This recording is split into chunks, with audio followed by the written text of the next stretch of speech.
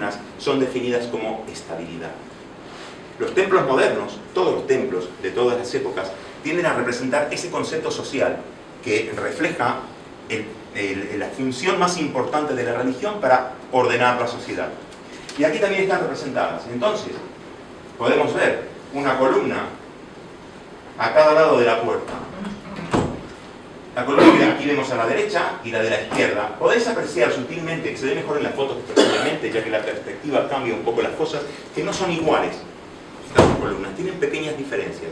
Si bien ambas tienen capiteles compuestos, que son los más utilizados desde el medioevo en adelante, la verdad es que la escritura cambia ligeramente. Así vemos la de la derecha ligeramente más corta, más robusta, con un capitel más robusto, un equino, y la de la izquierda más estilizada, con un capitel algo más fino, más decorativo. Se supone que la de la derecha representa la fuerza. La fuerza se alinea con el poder secular, con el poder del rey. Y la de la izquierda, que se relaciona con la belleza se relaciona con la espiritualidad y con la religión, representa al sacerdote. Siempre vais a ver en cualquier catedral dos columnas, una a cada lado de la puerta. Probablemente la representación más importante de esto es esa unión de poderes que estabiliza la sociedad. Pero es que esta catedral lleva este concepto mucho más allá. Por eso lo estoy relacionando en esta charla, porque no se queda ahí. Ya veremos cómo después volveremos sobre este tema y nos reafirma esto que podría llamarse una simetría filosófica, ya que no es exactamente simétrica desde el punto de vista geométrico, arquitectónico, pero filosóficamente ambas partes se complementan sin que pueda existir una sin la otra. Los adornos, las decoraciones de la puerta, son fundamentales, porque aquí está San Joaquín, sabemos que la catedral está consagrada a Santa María. Casi todas las catedrales en el mundo están consagradas a Nuestra Señora o a Santa María, representación para la unidad de todas las culturas de la diosa madre. Es el personaje más importante de la religión por debajo de Dios Padre. Realmente es la madre de Jesús, prácticamente está por encima y constituye lo que en otras culturas podría ser la tríada. Es la que junto con el Dios Padre crean al Hijo.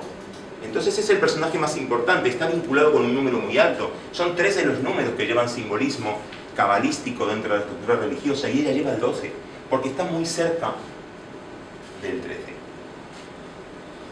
Este es San Joaquín. Es muy interesante porque, como os decía, en esa época del Renacimiento, en todas las escuelas, pululaban filosofías religiosas de las cuales eran partícipes los maestros de obra. Desde luego estamos formados en estas religiones y es muy importante que siempre observéis las posiciones de las manos. No vamos a extendernos mucho sobre esto, pero las manos tienen un valor fundamental en la obra. Y también las piernas, las rodillas.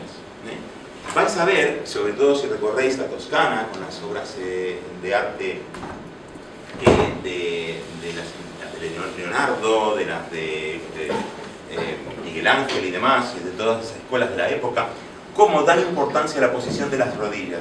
Eso es porque esos conceptos de rodilla definen unos factores iniciáticos, grados y filosofías.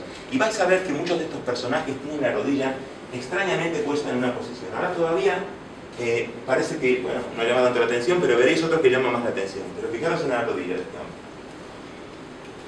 Del otro lado está Santa Ana, es la madre de la Virgen María, ¿vale? Yo creo que si estuviéramos haciendo aquí un experimento de eye tracking, ¿no? de neuromarketing, y pudiéramos fijarse dónde van las miradas de la gente cuando mira esta estatua, seguramente la mayoría de los puntos de los ojos de la gente se fijarían en ¿qué? En la mano. En la mano que está presentada hacia el frente, mostrando sus 5 dedos, abierta, ¿vale? Como os decía, las manos dicen muchas cosas en el simbolismo del Renacimiento, y esto, para hacerlo un poco más profano y a ver si se puede entender bien, siempre que hay un equipo de fútbol que va y le mete 5 goles a otro, ¿cómo se llama eso? La manita, ¿verdad? Pues fijaros cómo está la nuestra cultura actual, tiene una referencia, el simbolismo de la mano, ¿vale? No es distinto. ¿Vale? Veréis otra mano después que os voy a recordar. Este es el retablo de la Virgen con el niño. Es interesante, la Virgen aquí aparece coronada porque es la reina de los ángeles. Esto quiere decir muchas cosas.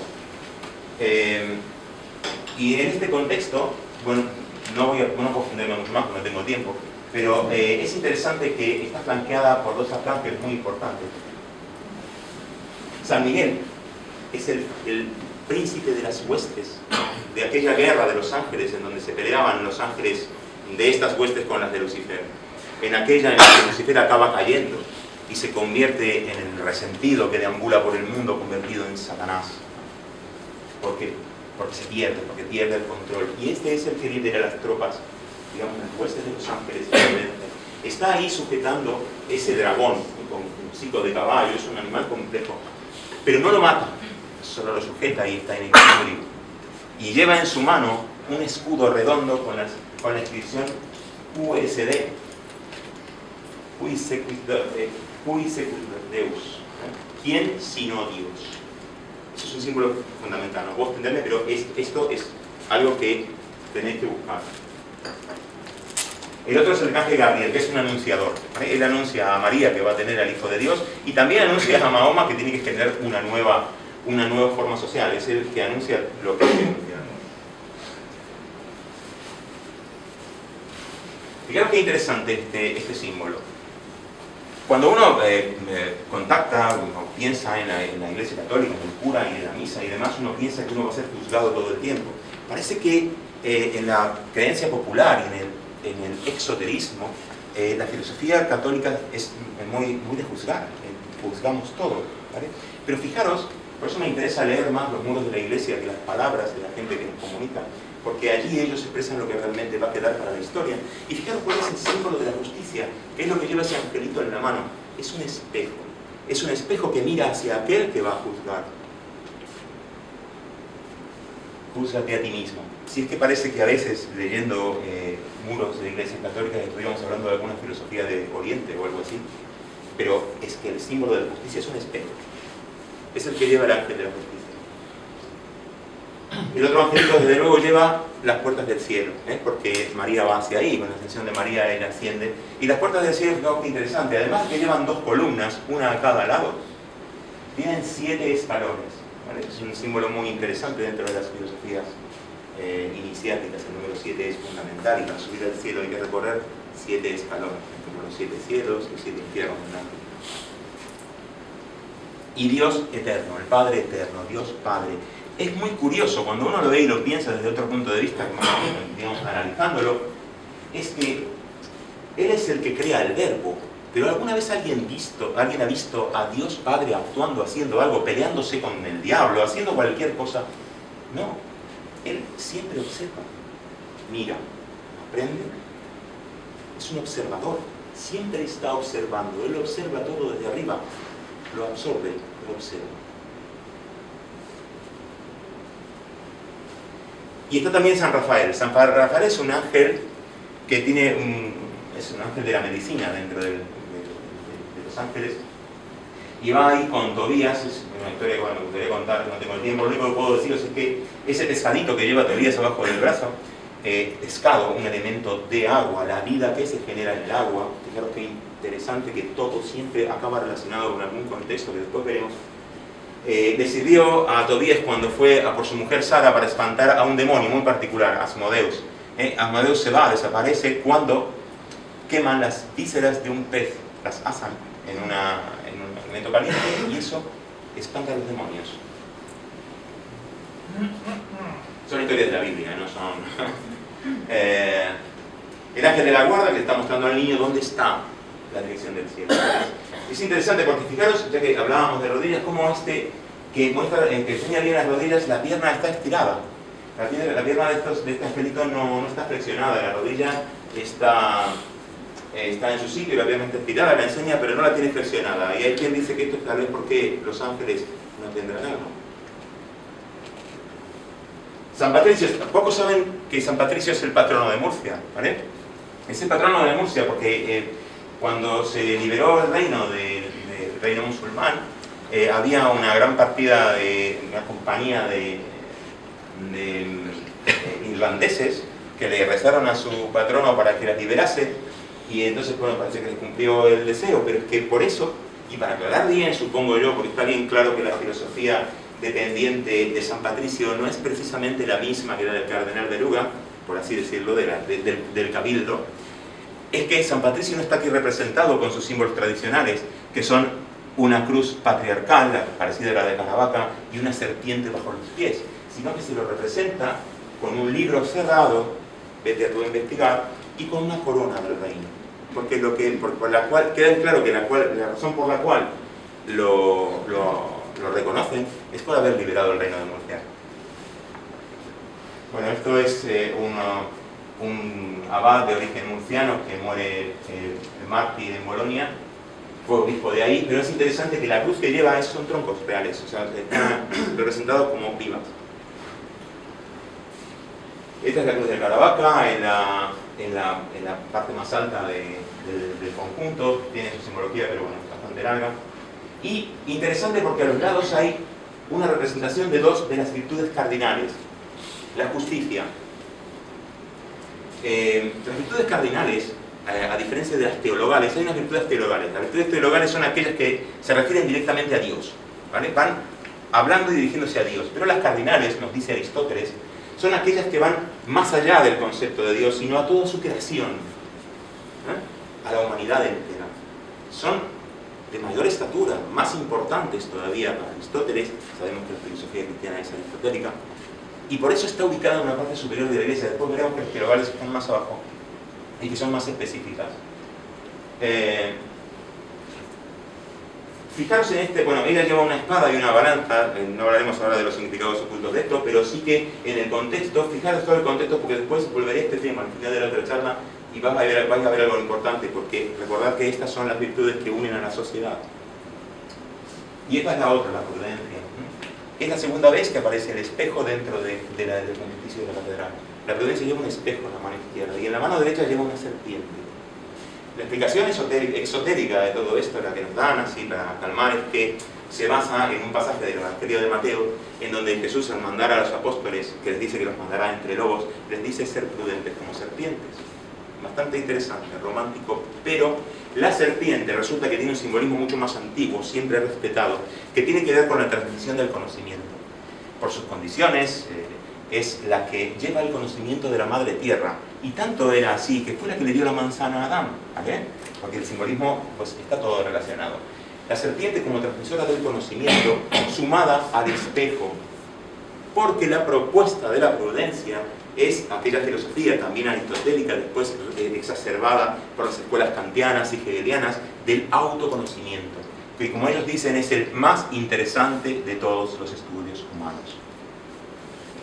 Y está representada aquí, de esa forma, porque la dirección que lleva la filosofía religiosa es interna y no externa. No sé si me entendéis, pero básicamente algunos sí que me entendéis. Aquí, en el retablo más alto, la ascensión de la Virgen ya va al cielo. Fijaros la manita. Habíamos visto una mano de Santa Ana antes hacia afuera, emanando, y ahora vemos una que también se encarga de abrir bien los 5 dedos, pero hacia el corazón.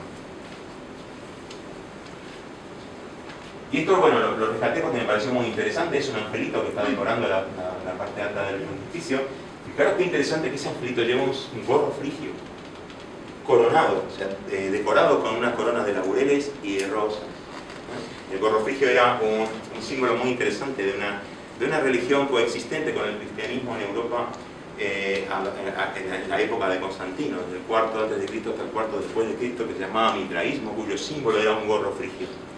Y hay mucha vinculación entre la formación del catolicismo apostólico romano, que no es exactamente el cristianismo primitivo, con estas religiones solares, del Sol Invictus y mitraísmo. Siempre hay algún símbolo mitraico por ahí. Y además coronada de laureles y de rosas, símbolos de renacimiento permanente, filosóficos de estas órdenes del renacimiento, y los laureles significando victoria. Bueno, aparte de llevarse a San Fernando, San Hermenegildo paso porque si no nos vamos a quedar sin poder hablar del resto. Muy bien.